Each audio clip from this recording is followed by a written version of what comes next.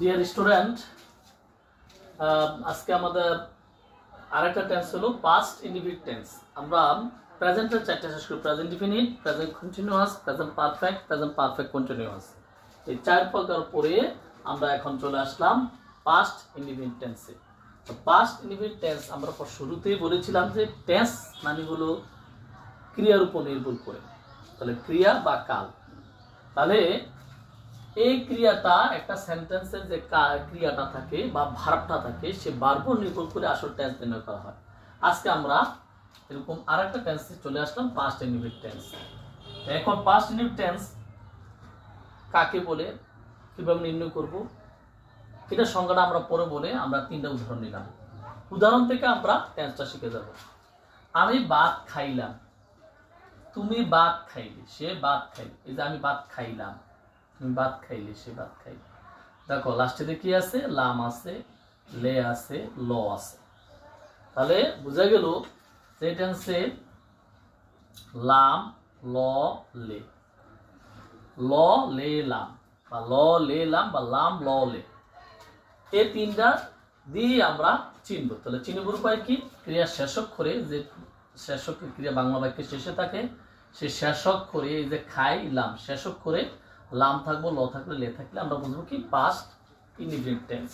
তাহলে past indefinite tense চিনব উপায় কি পাইলাম, বাংলা বাক্যের শেষে যে ক্রিয়াটা থাকে সে ক্রিয়ার শেষে ল, লে, লাম থাকবো। ল, লে, লাম থাকলে কি হবো, past tense, past indefinite tense. আর আমি ভাত খাইলাম, এটা পাস্ট ইনডিফিনিট টেন্স। তুমি ভাত খাইলে, পাস্ট ইনডিফিনিট টেন্স। সে ভাত খাইলো, পাস্ট ইনডিফিনিট টেন্স। এখন আসুন আমরা চলে যাই এখন যে পাস্ট ইনডিফিনিট টেন্সটা, তার একটা সূত্র আছে, তার একটা স্ট্রাকচার আছে বা গঠন প্রণালী আছে। তাহলে এই গঠন প্রণালী কি একটু মুছে রাখবো। সাবজেক্ট প্রথমে কার হইব, সাবজেক্ট ইংরেজি, তারপর ভার্ব টু মানে পাস্ট পার্টিসিপল ফর্ম, ভার্বের দ্বিতীয় ফর্ম হবে, আর হলো অবজেক্ট, তারপরে আরো থাকবে এক্সটেনশন, তো এক্সটেনশন এক্স মানে এক্সটেনশন, অতিরিক্ত অংশগুলো পরে হবে। তা এখন আমরা এই উদাহরণ দিকে যাই। আমি ভাত খেলাম কোন টেন্স, পাস্ট ইনডিফিনিট টেন্স। তাহলে পাস্ট ইনডিফিনিট টেন্সের গঠন প্রণালী কি, প্রথমে সাবজেক্ট, আইডা কি, সাবজেক্ট আই মানে আই, আমি ইংরেজি হলো আই, খাওয়া ইংরেজি হলো ইট, এই যে ইট, এট, ইটেন, তিনটা ফর্ম আছে। কটা ফর্ম, তাহলে এটা ভার্ব টু হলো, এটা তাহলে এইট হলো ভার্বের, এই যে সাবজেক্টের উপরে ভার্ব টু, এই যে ভার্ব টু নিলাম। তারপরে এটা হলো অবজেক্ট, ভাত ইংরেজি হলো রাইস, অবজেক্ট। তাহলে আমি ভাত খেলাম ইংরেজি কেমনে হলো, I ate rice, I ate rice. তুমি ভাত খাইলে, একই কথা, এটা সাবজেক্ট, এটা অবজেক্ট, এটা ভার্ব। তাহলে ইউ খাওয়া ইজ ইট, এটা দ্বিতীয় ফর্ম হলো এইট, বা পাস্ট পার্টিসিপল ফর্ম ইট দিলে হবে না, এইট দিতে হবে। তারপর ভাত ইংরেজি রাইস, ইউ এইট রাইস। তাহলে সে ভাত করলো, হি এইট রাইস, একই। তাহলে আমরা বুঝলাম কি, যে subject verb two plus object হলে এটা পাস্ট ইনডিফিনিট টেন্স। ইংরেজিতে সাবজেক্টের উপরে ভার্ব ফর্ম চিনা থাকতে হবে। তাহলে আমরা ভার্ব ফর্ম, এই ভিডিও শেষে আমরা কিছু ভার্বের ফর্ম, দ্বিতীয় ফর্ম দিয়ে দেব এবং এটার এক্সারসাইজ দিয়ে দেব। তো এখন আমরা আসি আরো কিছু উদাহরণ দেখি যে এটার সাথে মিলে কিনা। আমি শিখেছিলাম, আমি খেয়েছিলাম, আমি গিয়েছিলাম, আমি এসেছিলাম, আমি পড়েছিলাম, আমি শিখেছিলাম, আমি হেসেছিলাম, আমি কেঁদেছিলাম, আমি ক্রয় করেছিলাম। তাহলে আইডিয়া বলে ফার্স্ট পারসন দিলে ছিলাম আসে। এবার সেকেন্ড পারসন ইউ দিলে তুমি শিখেছিলে, সে তুমি খেয়েছিলে, তুমি গিয়েছিলে, তুমি এসেছিলে, তুমি পড়েছিলে, তুমি শিখেছিলে, তুমি এসেছিলে, তুমি কেঁদেছিলে, তুমি ক্রয় করেছিলে। থার্ড পারসন দিয়ে হি দিয়ে দিলে সে শিখেছিল, সে খেয়েছিল, সে গিয়েছিল, সে এসেছিল, সে পড়েছিল, সে শিখেছিল, সে হেসেছিল, সে কেঁদেছিল, সে ক্রয় করেছিল। তাহলে আমরা বুঝলাম কি, তাহলে পাস্ট টেন্সের চিহ্ন প্রয়োগ করলাম, গঠন পর্ব দেখালাম। এখন আমরা বলছি যে টেন্স না শিখলে সামনের ক্লাসগুলো আরো কঠিন হবে। এখন আমরা কিছু ভার্বের ইয়েগুলো আমরা একটু করি, যে তোমাদের ফর্মগুলো আমরা একটু দেখি। এখন আমরা একটু এক্সারসাইজ করব পাস্ট ফর্ম দিয়ে।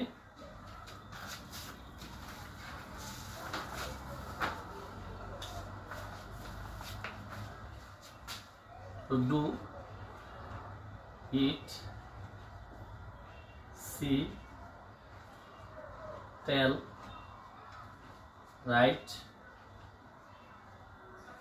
go, come, drive,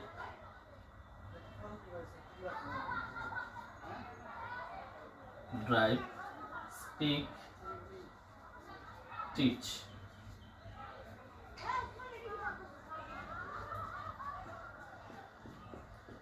তাহলে এটা পাস্ট ফর্ম কি? Did, do, did. তৃতীয় ফর্ম হলো done, eat, ate, eaten, see, saw, seen, tell, told, told. এটা দুইটা ফর্ম একরকম। Write, wrote, written. Go, went, gone. Come, came, come. Drive, drove, driven.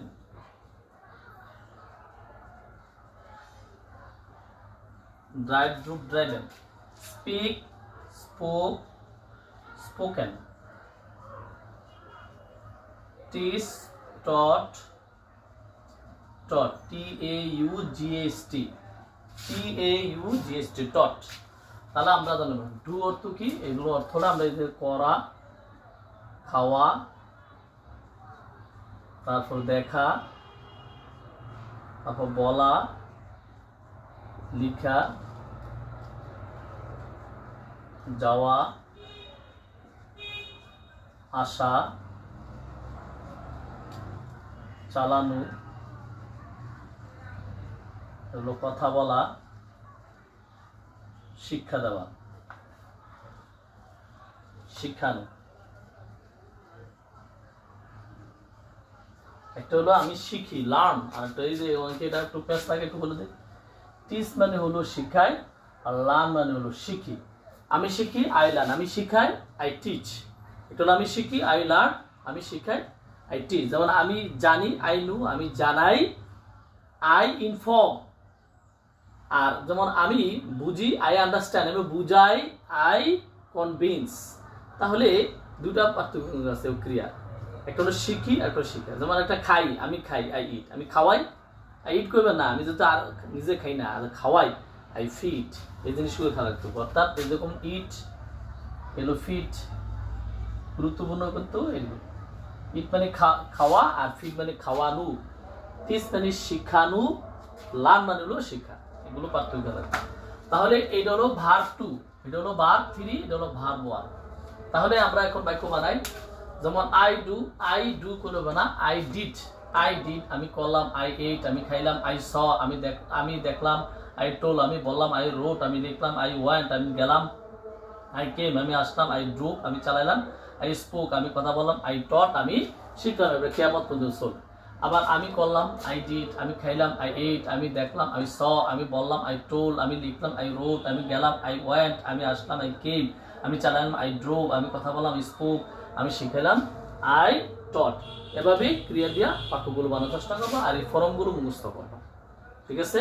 এই ফর্মগুলো মুখস্থ না করলে কিন্তু আবার টেন্স শেখানোর জন্য কঠিন, মানে টেন্সটা বুঝতে কঠিন হবে। আজকে পর্যন্ত ধন্যবাদ সবাই।